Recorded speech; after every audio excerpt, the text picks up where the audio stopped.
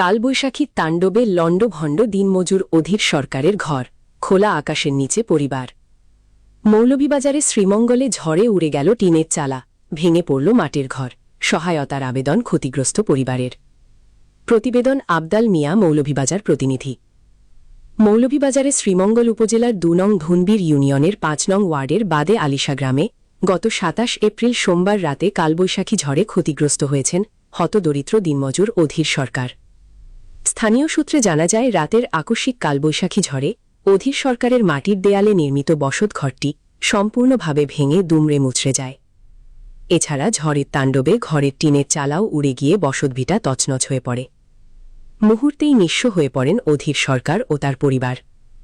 বর্তমানে পরিবার পরিজন নিয়ে খোলা আকাশের নিচে মানবেতর জীবনযাপন করছেন তিনি। মাথা গোঁজার মতো নিরাপদ কোনো আশ্রয় না থাকায় চরম দুর্ভোগে দিন কাটছে তাদের।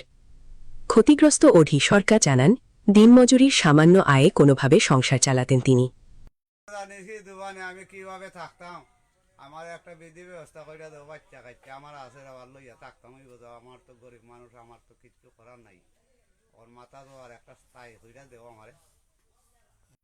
কিন্তু ঝড়ে একমাত্র আশ্রয়স্থলটুকু হারিয়ে এখন দিশাহারা হয়ে পড়েছেন তিনি। সমাজের বিত্তবান ব্যক্তি, জনপ্রতিনিধি এবং সরকারি সহায়তার মাধ্যমে পুনরায় ঘর নির্মাণের স্বপ্ন দেখছেন। এ বিষয়ে স্থানীয়দের দাবি, ক্ষতিগ্রস্ত পরিবারটির পাশে দ্রুত প্রশাসন এবং সমাজের সামর্থ্যবান ব্যক্তিদের এগিয়ে আসা জরুরি।